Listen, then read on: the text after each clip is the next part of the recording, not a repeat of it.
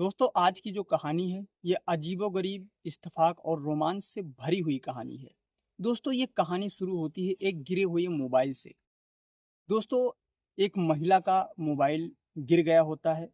तभी उस महिला का मोबाइल एक लड़का पा जाता है और लड़का उस सड़क पर जब मोबाइल पाता है तो अपने घर ले जाता है और मोबाइल को 15 दिन के लिए स्विच ऑफ करके रख देता है।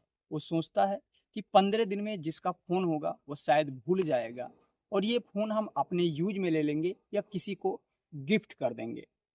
लेकिन दोस्तों जब 15 दिन बीतते हैं उसके बाद जब वो मोबाइल खोलता है, स्विच ऑफ खोलता है, तो सबसे पहले उस मोबाइल की गैलरी में जाता है, उसकी फ़ोटो देखता है, उसकी वीडियो देखता है। तो वीडियो देखने के बाद ऐसा लग रहा था किसी की दर्द भरी कहानी पढ़ रहा हो, कोई उपन्यास पढ़ रहा हो। देखते-देखते उसकी आँखें भर जाती हैं और वो मोबाइल वापस करने के लिए बिल्कुल हैरान हो जाता है। तो दोस्तों क्या कुछ होता है इस कहानी में?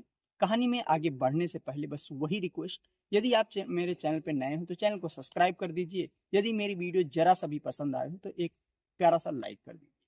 दोस्तों ये कहानी है महाराष्ट्र के नागपुर की। नागपुर के एक देहाती एरिया होता है, वहाँ एक व्यक्ति रहता था जिसका नाम होता है कैलाश। कैलाश के उम्र लगभग 32 साल के आस-पास होती है। उसका काम होता है संतरे की खेती करता था। वो अक्सर संतरे की खेती करता है और उसके पास 2-4 गाय होती हैं, उन्हें खिलाना-पिलाना उसका यही काम होता है। एक दिन दोपहर के टाइम में वो घर से निकलता है, अपने खेत के लिए जाता है, तभी वो सड़क पार कर रहा था, उसी सड़क पर एक उसे मोबाइल मिलता है और मोबाइल उठाता है, रेडमी का फ़ोन होता है। मोबाइल पा करके वो बड़ा खुश हो जाता है, ये सोचता है कि चलो इस मोबाइल को हम 15 दिन के लिए स्विच ऑफ करके रख देते हैं और उसके बाद हम खोलेंगे तो 15 दिन में जिसका मोबाइल होगा वो भूल जाएगा कि 15 दिन तो उसकी खोज करेगा और उसके बाद कौन खोज करता है। मोबाइल घर ले जाता है, उसके बाद 15 दिन के लिए स्विच ऑफ करके रख देता है। ये सोचता है कि इसके बाद या तो हम इसे यूज़ में ले लेंगे या किसी को गिफ्ट कर देंगे। दोस्तों 15 दिन बीतते हैं, उसके बाद में वो मोबाइल जब खोलता है, उसके बाद में उस मोबाइल में कोई लॉक नहीं लगा होता है क्योंकि वो मोबाइल एक महिला का होता है। महिला का नाम राधिका होता है, उम्र लगभग 30 साल के आस-पास होती है। दोस्तों मोबाइल जब वो खोलता है तो सबसे पहले उस मोबाइल के गैलरी में जाता है और गैलरी की एक-एक फ़ोटो को वो स्क्रॉल करना शुरू करता है और जब वो फ़ोटो और वीडियो देखना शुरू करता है तो लमसम उस मोबाइल के अंदर 1000 फ़ोटो होता है और लगभग 230 वीडियो बताई जा रही हैं। बताने के मुताबिक लगभग 230 वीडियो होती हैं और उस मोबाइल के अंदर 3 साल का रिकॉर्ड होता है। जैसे-जैसे उस मोबाइल को देखता है, ऐसा लग रहा था कि किसी की दुःख भरी कहानी या उपन्यास या कोई एक दुःख भरी स्टोरी वो पढ़ रहा हो। मोबाइल देखते-देखते उसकी आँखें भर जाती हैं, आँखें नम हो जाती हैं। इसके बाद में वो कुछ ये सोचता है कि हमने नाहक का ये मोबाइल स्विच ऑफ किया, हमें तो ये मोबाइल बंद नहीं करना था, हमें तो मोबाइल ये जैसे हमें मिला था, हमें वापस कर देना चाहिए था। दरअसल ये मोबाइल जो राधिका होती हैं उनका था और उस मोबाइल में कोई लॉक तो लगा नहीं था और ये महिला विधवा होती है। दोस्तों मोबाइल में कुछ वीडियो देखता है कि जो राधिका होती है उसका पति एक शादी के फंक्शन में जाता है और बहुत ही तौर तरीकों से उसकी जो राधिका होती है वो नाचती गाती हुई शादी में डांस करती है। फिर दूसरा वीडियो जो देखती है उसका लड़का और ये तीनों लोग डांस करते हैं।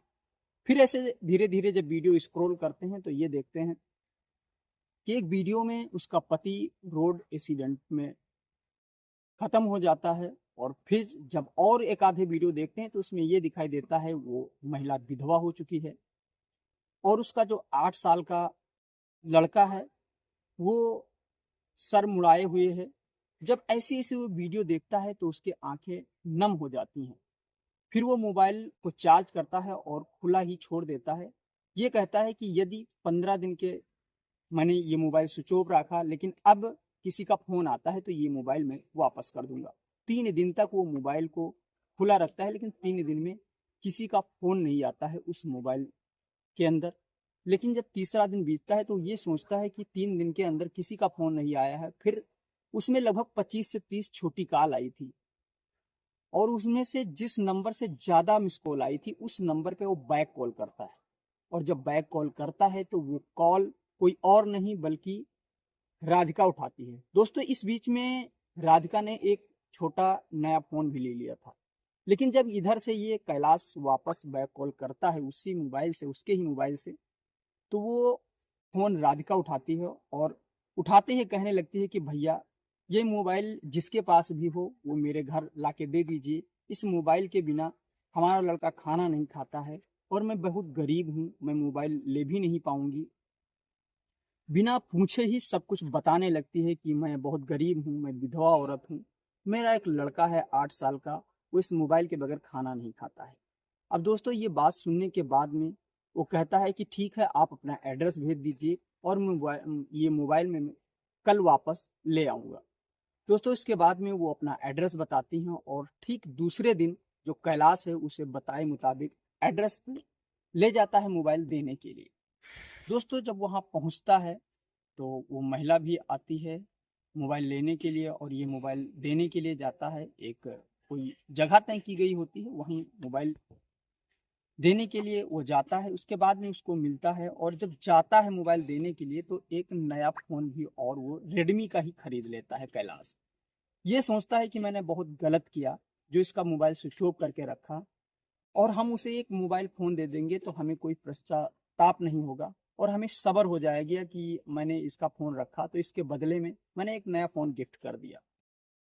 दोस्तों वो फ़ोन ले जाता है और इसका ये फ़ोन देता है पुराना वाला। इसके बाद में पुराना वाला फ़ोन जब देता है तो उसका एक लड़का होता है, उसका मोबाइल लेकर के वो एक कोने में देखने लगता है और ये दोनों आपस में बातें करने लगते हैं कि आपने भैया इतने दिन तक मेरा मोबाइल क्यों नहीं दिया। तो ये कहता है कि आपका मोबाइल दरअसल जब रोड पे गिरा था तो टूट गया था और हमने इसे बनवाया है, तब लाके आपको मैंने दिया है और इसके बाद में मैं आपके इसके बदले एक नया फ़ोन भी दे रही हूँ। तो वो महिला कहती है राधिका कि आप मुझे एक नया फ़ोन क्यों दे रहे हो?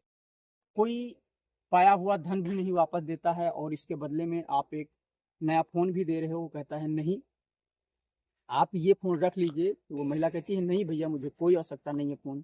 फिर बहुत रिक्वेस्ट करने लगता है, वो कहता है भैया कि आप ये फ़ोन रख लीजिए और राधिका कहती है नहीं, हमें कोई आवश्यकता नहीं है। इसके बाद में बहुत कहने सुनने पे वो फ़ोन राधिका रख लेती है, कहती है चलो कोई बात नहीं।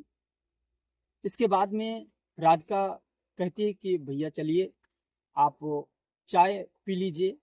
तो वो कहता है कैलाश कि हाँ बिल्कुल चलिए, मैं चाय पी लेता हूँ। अब कैलाश यही चाहता भी था कि ये हमें अपने घर ले चले, चाय पिलाए।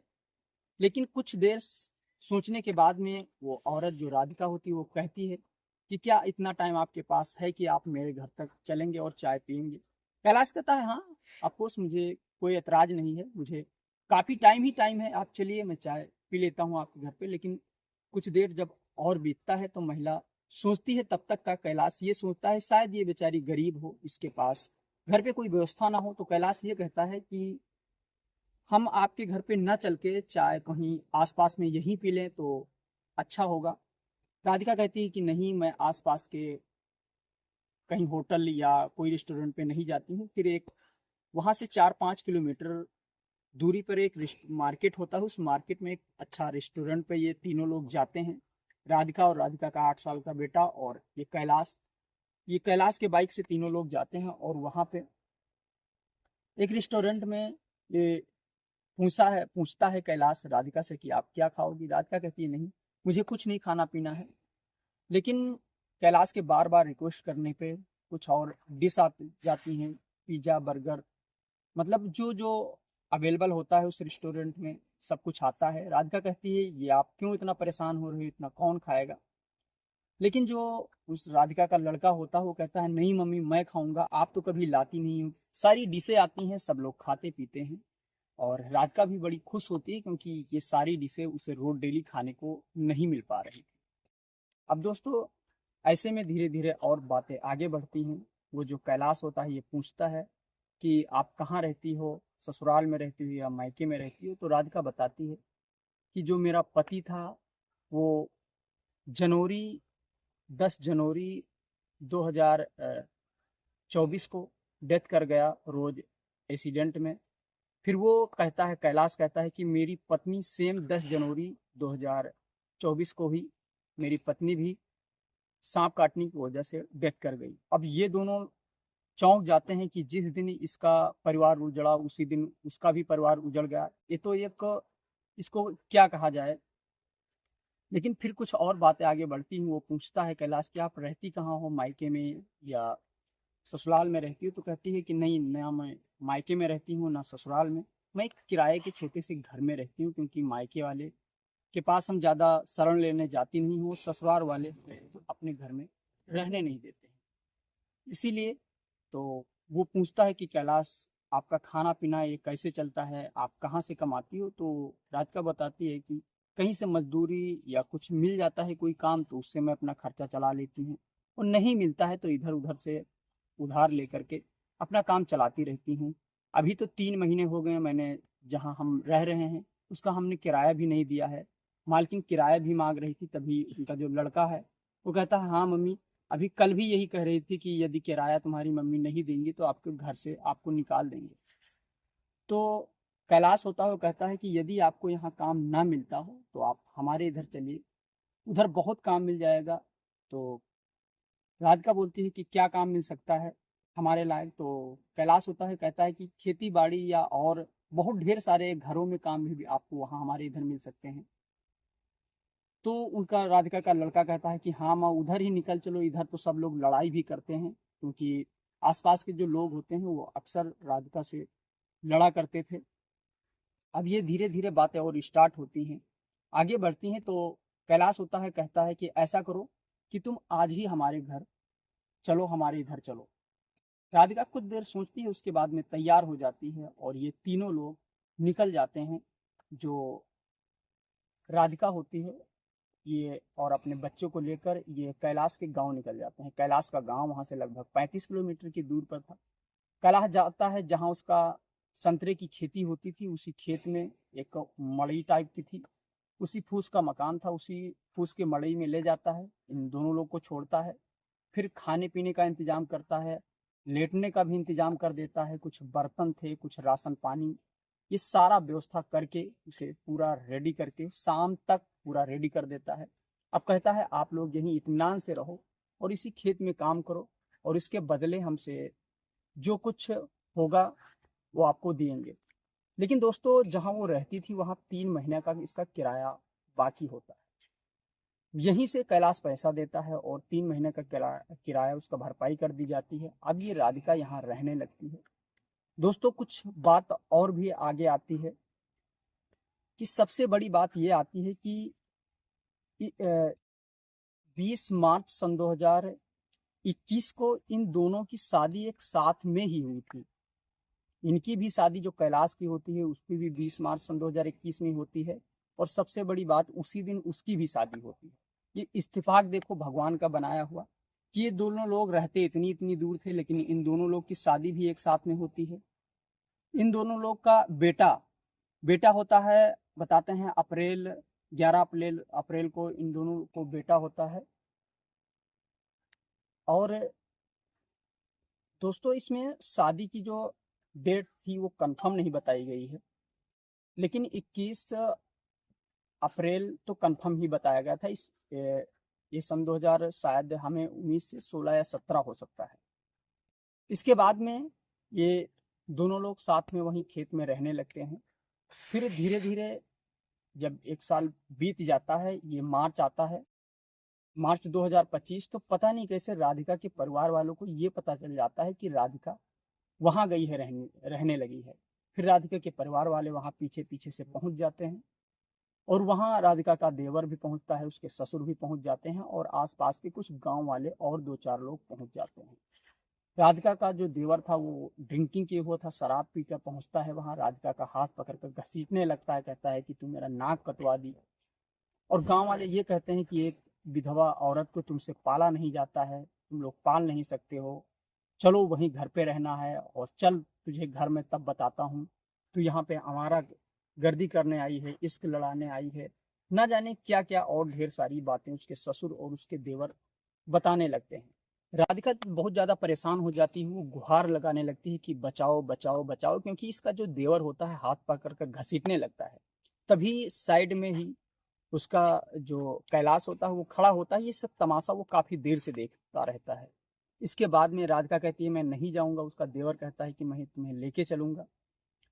फिर जो जब हाथ पकड़ के घसीटने लगता है, राधिका गुहार लगाने लगती है, तो कैलाश आगे बढ़ता है, कहता है तुम लोगों की हो गई।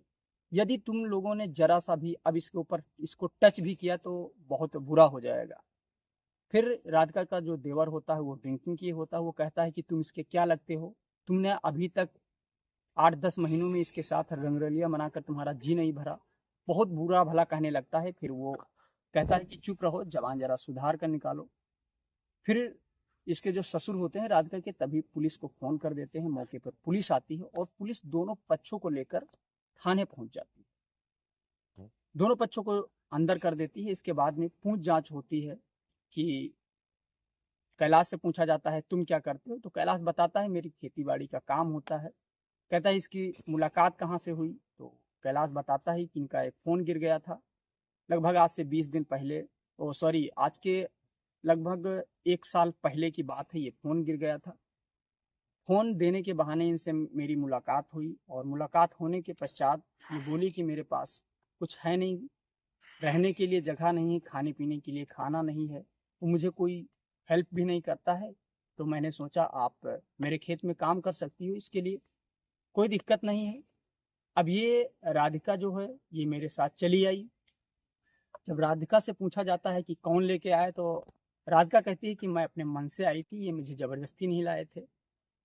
फिर कैलाश से पूछा जाता है अब आप क्या चाहते हैं, तो कैलाश कहता है, जो थाना अध्यक्ष होते हैं, कि यदि आप सर मेरा कहना मानो तो मेरी शादी राधिका से करवा दीजिए। मैं राधिका से शादी करने के लिए तैयार हूँ। मैं नहीं चाहता हूँ कि एक ये नाली का कीड़ा बने ये महिला, क्योंकि ये बहुत अच्छी महिला है, आचरण इसका बहुत अच्छा है। मेरी भी वाइफ आज के कुछ दिन पहले डेथ कर गई थी और इसका भी पति कुछ दिन पहले डेथ कर गया है। राधिका से जब पूछा जाता है कि क्या आप कैलाश से शादी करोगी, तो राधिका कहती है कि क्या मैं कैलाश से शादी करने के योग्य हूँ। फिर कुछ पुलिस जो कांस्टेबल महिलाएं होती हैं वो जाती हैं, कैलाश से कहती हैं कि राधिका आपसे शादी करने के लिए तैयार है। अब दोनों राधिका को और कैलाश को इकट्ठा किया जाता है, उसी थाने में जयमाल सिस्टम से शादी करवा दी जाती है। और उधर राधिका के ससुराल वालों को वहां से भेज दिया जाता है कि अब इसमें कोई आपका कोई रोल नहीं है, आप यहाँ से आप जा सकते हैं। अब इन दोनों के बीच में आप नहीं आ सकते हैं, यदि बेदखली कोई पहुंचाते भी हैं तो आपको अंदर कर दिया जाएगा। तो इस प्रकार से दोस्तों राधिका और कैलाश की आपस में शादी हो जाती है और एक लड़का भी कैलाश को होता है और एक लड़का राधिका को भी होता है। ये दोनों लोग अच्छे से रह रहे हैं और अच्छे से एक परिवार चल रहा है। तो दोस्तों ये रही कहानी।